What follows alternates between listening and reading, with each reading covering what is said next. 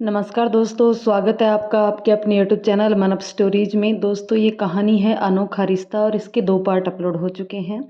दोस्तों, वो दोनों पार्ट पढ़ने के लिए आपको नीचे डिस्क्रिप्शन बॉक्स में उन दोनों का लिंक मिल जाएगा, साथ ही साथ आई बटन में भी आपको उनका लिंक मिल जाएगा। तो पहले वो 2 पार्ट पढ़िएगा, उसके बाद इस पार्ट को शुरू कीजिएगा। तो चलिए हम इस पार्ट को अब यहाँ पे शुरू करते हैं। स्वीटी का पूरे घर में कहीं भी विचरण करना, कहीं भी बैठ जाना, कहीं कभी सोफे पर कभी बिस्तर पर चढ़ जाना, जगह जगह स्वीटी के बाल बिखरे हुए होते थे, जो शारदा देवी को कचोटता तो था, पर धीरे धीरे स्वीटी उनके साथ हिल मिल गई थी। एक दिन शारदा देवी ने प्रवचन देने वाले अंदाज में सबके सामने बोला भी था, इंसान के जीवन में 3 पशुओं का बहुत महत्व रहा है, गो, अश्व और श्वान का। गो का इसलिए क्योंकि गो से पोषण मिलता था, अश्व सवारी और यातायात का साधन था, श्वान यानी कुत्ते से सुरक्षा के लिए प्रतिबद्ध था।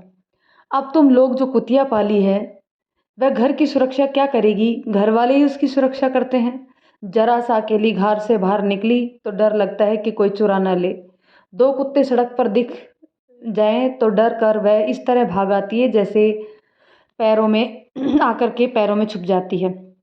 मम्मी जी, ये सुरक्षा के लिए थोड़ी है, ये तो बच्चों के लिए जीते जागता खिलौना है। खतरनाक कुत्ते पालो और खुद भी डरो और पड़ोसी और किराएदारों को भी डराओ, सबसे दुश्मनी अलग से मोल लो, विशाल जी ने कहा। शारदा देवी खामोश रह गई थी।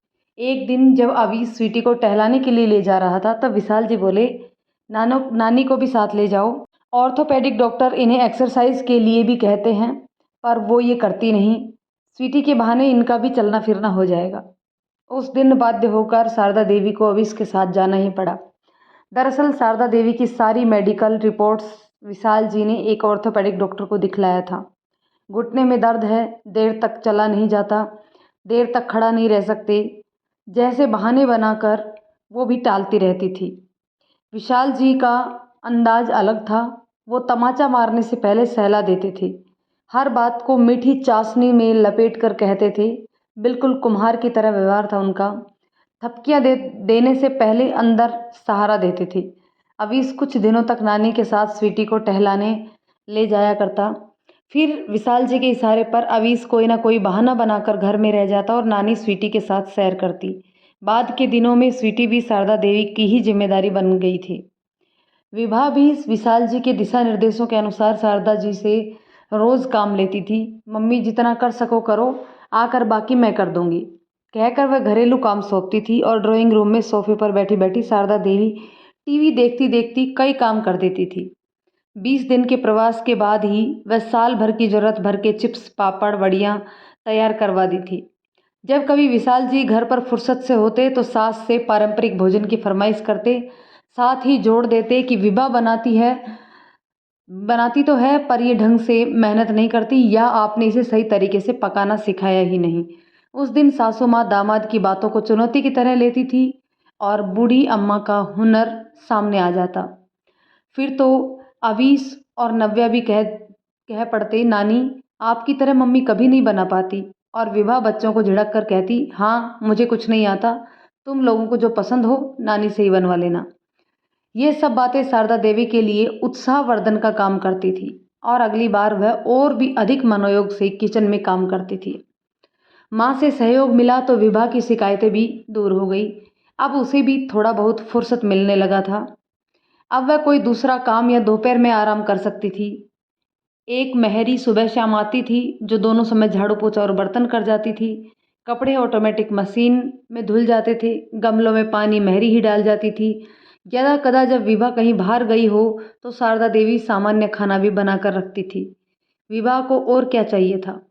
कैलेंडर ताकना तो उसने कभी का ही बंद कर दिया था।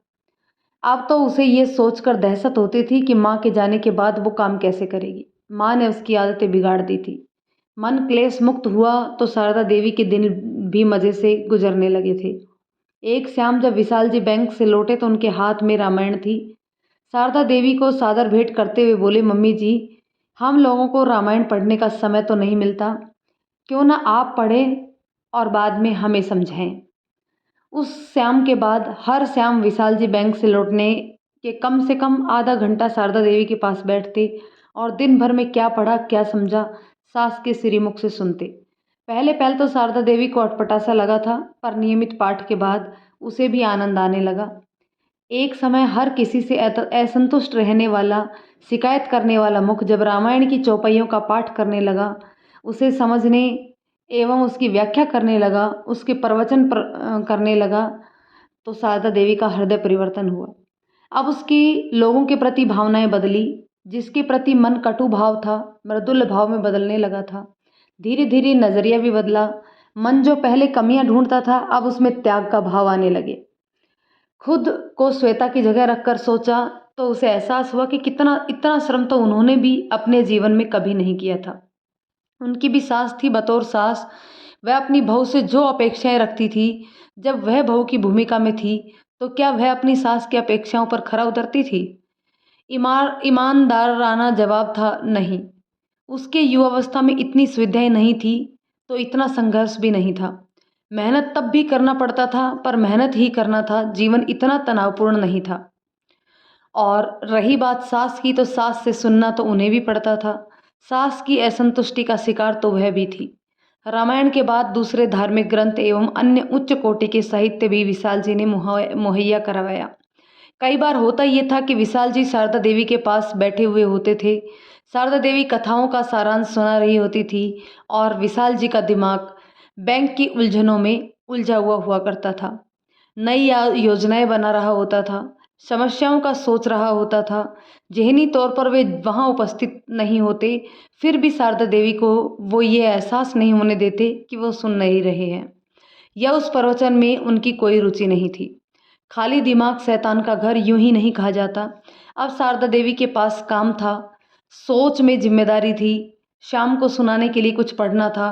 उनका भी मन वहाँ रम गया था। दिन प्रतिदिन आधे घंटे की यात्रा और बैंक में भी पर्याप्त समय देना था। कभी कभार कोई उलझन हो तो रात को 10 भी बैंक में ही गुजर सकते थे। विशाल जी का थोड़ी दूर स्थानांतरण हो गया। हुआ ये कि विशाल जी ने एक कमरा किराए पर ले लिया। शनिवार की शाम जयपुर लौटे और सोमवार को सुबह घर से निकलकर सीधे बैंक पहुंचे। जब कभी कोई छुट्टी हो या फिर लौटना संभव होता तो विशाल जी जयपुर आ जाते। शारदा देवी, जिसे विशाल जी मजबूरी में घर लाए थे, आज उनका बहुत बड़ा सहारा थी। विवाह को माँ से सहायता तो मिलती ही थी, अब पति की गैर मौजूदगी में माँ के होने से सुरक्षा की भावना भी बनी रहती थी।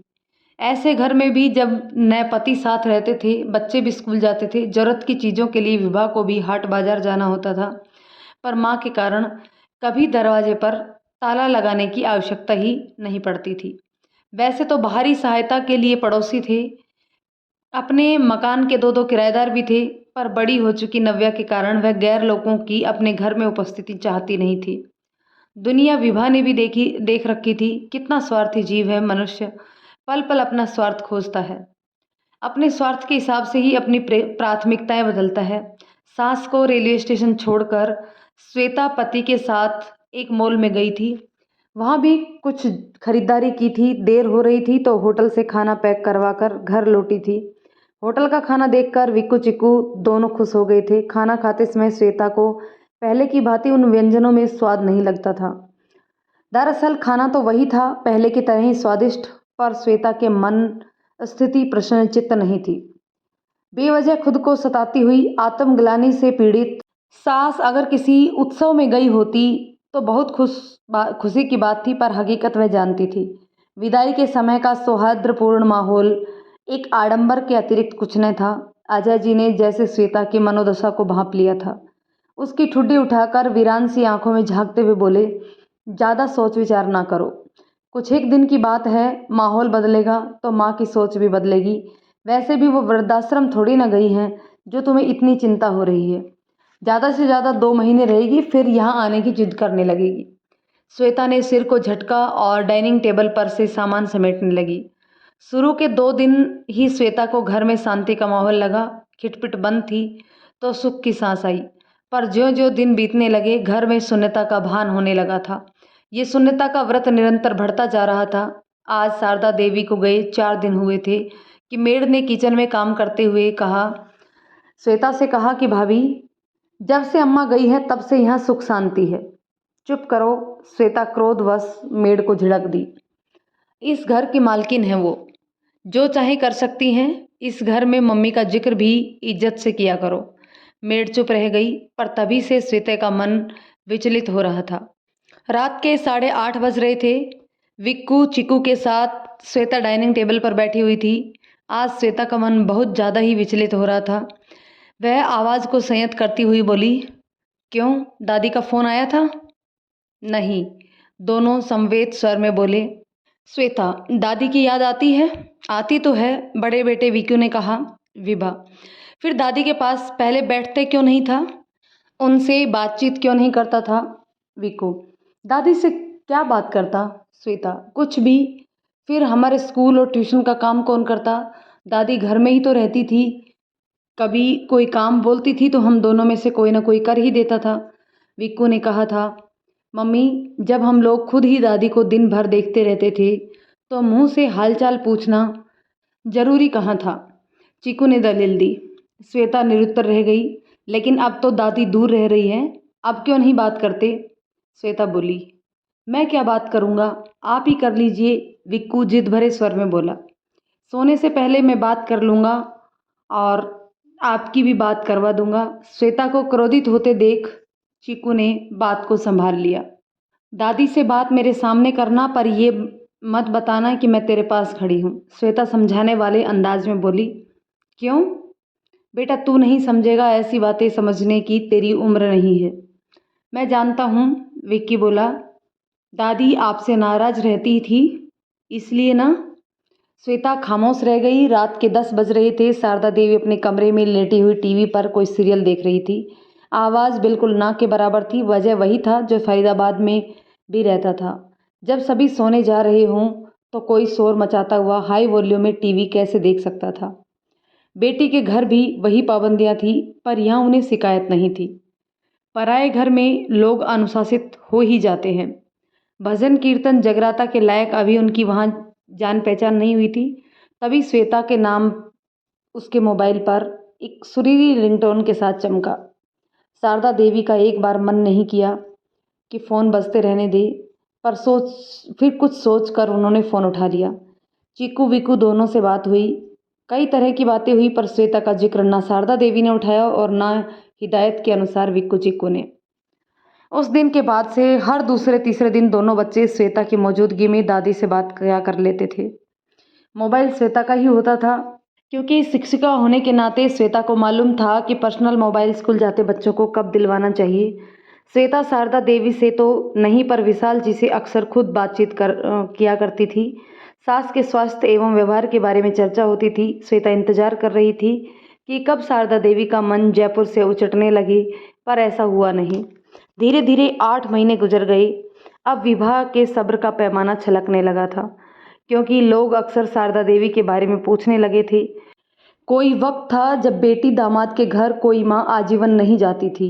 बेटी के घर का पानी तक नहीं पिया जाता था, और शारदा देवी तो 8 महीने से वहाँ रह रही थी। शनिवार की रात थी। अजय जी फरीदाबाद आए हुए थे। सुनो जी, श्वेता बगल में लेटे हुए अजय जी से बोली, एक बात कहूँ? कहो। अजय जी जो पलंग पर लेटे हुए मोबाइल देख रहे थे, मोबाइल से नज़र हटाए बिना बोले, मम्मी के बिना घर बहुत सूना सूना लगता है। आप तो सप्ताह में एक बार घर आते हैं, बच्चे भी अपनी अपनी दुनिया में व्यस्त हैं। कभी कभी लगता है कि हम लोगों को पैसा कमाने की फिक्र में अपनी ज़िंदगी खो दिए हैं। न आपको फुर्सत है, न मुझे, न बच्चों को। जी सभी रहे हैं, पर अलग अलग। क्या इसी के लिए परिवार होता है? अब तो बच्चे खाना भी साथ बैठकर नहीं खाना चाहते। दोनों बच्चे अपने अपने कमरों में लैपटॉप ऑन कर लेते हैं, कभी कोई मूवी देखते हुए, कभी कुछ काम करते हुए निवाले तोड़ते हैं। तुम आखिर चाहती क्या हो? श्वेता जी ने पति के चेहरे पर निगाहें डाली और संकोचपूर्ण स्वर में धीरे से बोली, मम्मी को जयपुर गए हुए 8 महीने से ज़्यादा हो गए हैं। बेटी दामाद के घर इतने दिनों तक रहना उचित नहीं है। आप मम्मी को वापस क्यों नहीं ले आते? अभी नहीं, थोड़े दिन विशाल जी के साथ और रहने दो। विशाल जी दावा करके गए हैं कि शॉक ट्रीटमेंट के द्वारा वे माँ की सनक का इलाज कर देंगे। काहे का शॉक ट्रीटमेंट? मेरी परसों ही विशाल जी से बात हुई थी। मम्मी को वहाँ मज़े हैं, बल्कि उनका ट्रांसफ़र होने के बाद तो हालात ये हैं कि अगर हम मम्मी को यहाँ ले आए तो विभा परेशान हो जाएगी। पर क्या तुम चाहती हो कि माँ और विभा जो सुख से रह रही हैं वो दोनों परेशान हो जाए? नहीं, पर माँ के बिना हमें भी तो दिक्कत हो रही है। क्या दिक्कत हो रही है तुम्हें? मम्मी घर पर रहती थी तो घर का एक सदस्य हमेशा घर में होता था। मेड चाहकर भी अपनी मनमानी नहीं कर पाती थी। तो तुम चाहती हो कि मम्मी घर की चौकीदारी करे? आपसे तो बात करना ही फिजूल है, श्वेता कूड़ कर बोली। देवी जी, अजय जी ने हाथ बढ़ाकर बेड स्विच से लाइट ऑफ करते हुए बोले, मैं माँ से बात करूँगा। पर माँ की इच्छा के विरुद्ध कुछ नहीं होगा। माँ तभी आएगी जब उनकी मर्जी होगी। ठीक है, लगाइए फ़ोन। श्वेता फिर से लाइट ऑन करती हुई बोली। 11 बजने वाले हैं, क्या पता माँ सो गई हो, कल सुबह बात करते हैं। नहीं, अभी लगाइए, माँ इतनी जल्दी नहीं सोती, श्वेता ने कहा और पति के हाथ से मोबाइल लेकर शारदा देवी का नंबर पंच कर दिए। अब दौर पहले वाला न था जो शारदा देवी रात के 2 बजे तक जागती थी। दिन भर में थकान इतनी हो जाती थी कि अब तो 10 बजे ही उनकी पलकें मूंदने लगती थी। श्वेता की जिद ने उन्हें सोते से जगाया था। माँ की उनिंदी आवाज़ सुनकर अजय जी ने फ़ोन काटना चाहा, पर माँ ने फ़ोन काटने नहीं दिया। माँ, कैसी हो? आग्नेय दृष्टि से श्वेता की ओर देखते हुए अजय जी ने विनीत स्वर में माँ से बोला, अच्छी हूँ। लगता है मेरी माँ का मन लग गया है वहाँ। शारदा देवी एकदम से उस सवाल का जवाब न दे सकी। थोड़ी देर के बाद जैसे कुछ विचार कर बोली, बेटा, पिछले 8 महीने में मैंने खुद के बारे में, तुम लोगों के बारे में, विभा और विशाल जी के बारे में बहुत विचार किया है, जिससे निष्कर्ष पर मैं कह सकती हूँ कि मेरे बच्चों में विशाल जी सबसे समझदार और श्वेता सबसे अधिक सहनशील है। मैं चाहूँगी कि मेरे नाती पोतों को भी विशाल जैसी वधू मिले। फिर भी कभी मुझे या श्वेता से फ़ोन पर बात क्यों नहीं की? करती तो हूँ। हर दूसरे तीसरे दिन विक्कू चिक्कू दोनों मुझसे श्वेता के नंबर से बात करते हैं। क्या वे अपनी मर्जी से करते हैं? क्या मैं अपने पोतों को जानती नहीं? मैं शर्त लगाकर कह सकती हूँ कि हर बार माँ के कहने पर ये मुझे फ़ोन लगाते हैं और हर बार श्वेता वहीं पर खड़ी होती है। इस समय भी जब तुम मुझसे बात कर रहे हो, श्वेता के कहने पर कर रहे हो और श्वेता तुम्हारे पास बैठी हुई है। अजय जी अवाक रह गए। कितना सटीक आकलन किया था उसकी माँ ने। तभी तो कहते हैं कि जो जो शरीर थकता जाता है, अनुभव का दायरा त्यों तो बढ़ता जाता है। माँ, सच कहूँ तो इस समय भी मैं श्वेता के कहने पर ही फ़ोन कर रहा हूँ और ज़रूर तुम्हारा फ़ोन स्पीकर मोड पर है और बगल में बैठी श्वेता मेरी आवाज़ सुन रही है। प्रणाम मम्मी, हकबकाई श्वेता के कंठ से निकला। उस समय उसकी हालत ऐसी थी जैसे उसकी चोरी पकड़ी गई हो।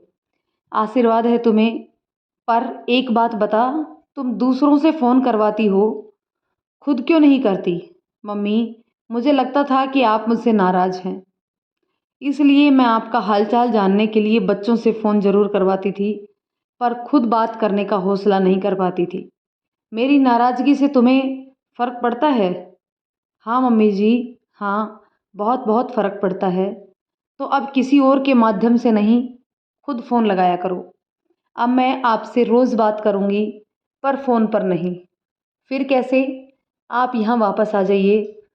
मैं कैसे आ सकती हूँ? मेरा मतलब है कि मैं अकेली कैसे आ सकती हूँ?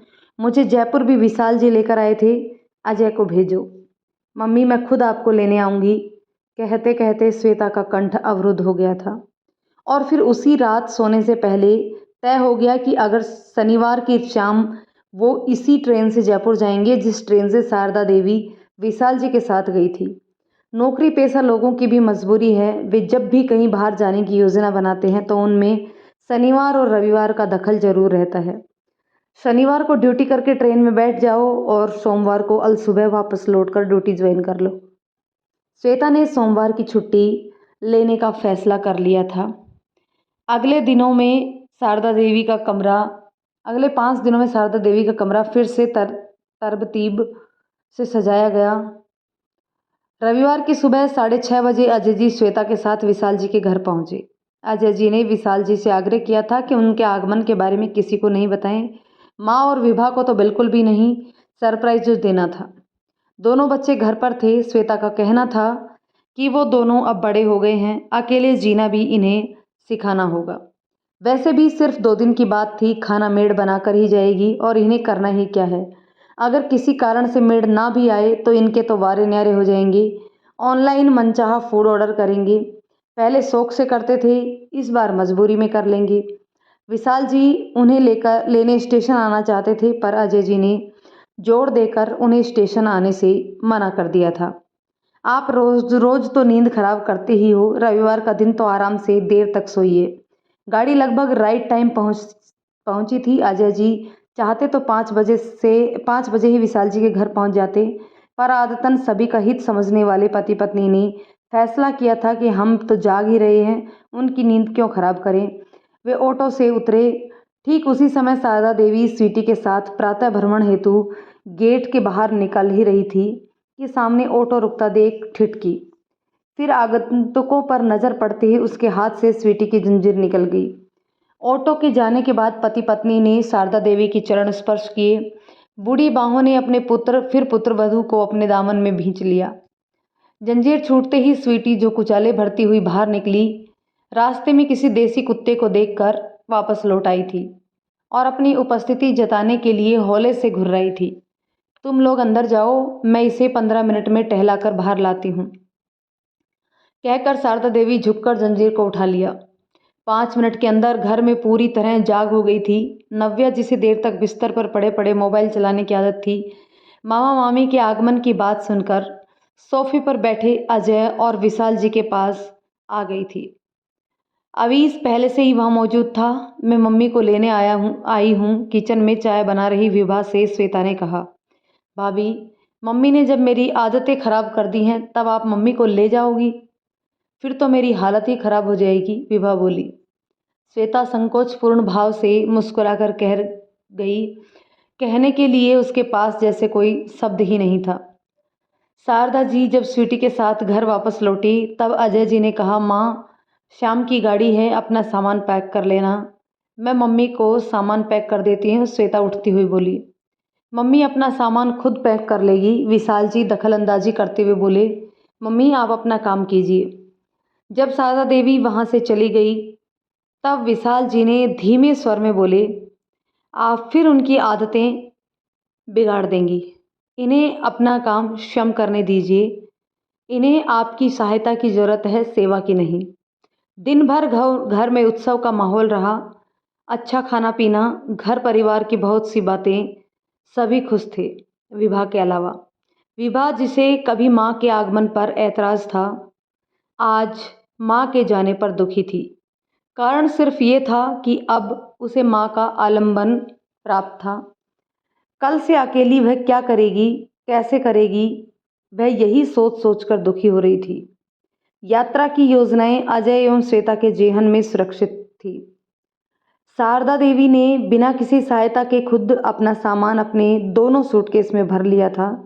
रात के भोजनोपरांत जब स्टेशन जाने का वक्त आया तो विशाल जी शारदा देवी के दोनों हाथों में सूटकेस देखकर बोले, मम्मी जी, आपने तो पूरा सामान ही भर लिया। 10-12 दिन के लिए जा रही हैं, 4 जोड़े कपड़ों में भी काम हो जाता। शारदा देवी संकोचपूर्ण भाव से मुस्कुराई, फिर स्वर को स्थिर रखने का प्रयास करती हुई बोली, बेटा जी, आपको हृदय से आशीर्वाद। आपके कारण मेरा जीवन ही बदल गया, मेरी सोच बदल गई। मुझे समझ में आ गया कि इंसान को अपनी उपयोगिता बनाए रखनी चाहिए। स्वामी भी सेवक को तभी तक पास रखता है जब तक सेवक उसके लिए उपयोगी है, अन्यथा सेवानिवृत्त कर दिया जाता है। उसी समय अगर आप घर का हिस्सा हैं तो काम भी आपकी जिम्मेदारी, आपकी हिस्सेदारी दिखानी चाहिए। तभी घर परिवार में मान सम्मान मिलता है। अपमान से बचने के लिए लोगों के लिए उपयोगी बनना पड़ता है। अगर आप अनुपयोगी हैं तो घर, समाज या किसी भी जगह आपकी ज़रूरत नहीं है, और अनुपयोगी सामान भले ही वह कितना भी कीमती क्यों ना हो, वह तिरस्कृत होकर कचरे के डब्बे में मुकाम पाता है। मम्मी जी, आप तो जाते जाते भी प्रवचन करती जा रही हैं। बेटा, एक बात और सीखा मैंने, दर्द उसे होता है जिसे काम करना पड़ता है। मुफ्त में मशवरा तो कोई भी दे सकता है। विजय जैसे लोग सिर्फ उकसाते हैं, मदद करने का समय आए तो मोबाइल का सिम बदल देते हैं। इन 8 महीनों में मेरी विजय से कभी बात नहीं हुई। मैं फ़ोन लगाती हूँ तो फ़ोन स्विच ऑफ बताता है। अपनी तरफ से वो फ़ोन करता ही नहीं। बात विजय की नहीं, आपकी हो रही थी। आप तो इस तरह जा रही हैं जैसे फिर कभी आना ही ना हो। आऊँगी, क्यों नहीं आऊँगी। ये मेरे बच्चों का घर है, पर मेरा भी तो घर है, मेरे बच्चे हैं, मेरा पति की यादें हैं। आपकी जब इच्छा हो आप खबर कर दीजिएगा, मैं आपको लेने आ जाऊँगा। और हाँ, वे विभा से बोले, मम्मी को रामायण और वे किताबें भी दे दो जिनका ये पाठ करती थी। विभा धीरे से पूजा घर की ओर चली गई, जहाँ धार्मिक पुस्तकें करीने से रखी हुई थी। दोस्तों, ये कहानी अब हम यहीं पे ख़त्म करते हैं। तो दोस्तों बताइएगा ये पूरी कहानी आपको कैसी लगी। यदि कहानी पसंद आई हो तो लाइक शेयर करें, चैनल पर नए हैं तो चैनल को सब्सक्राइब कर लें। धन्यवाद दोस्तों।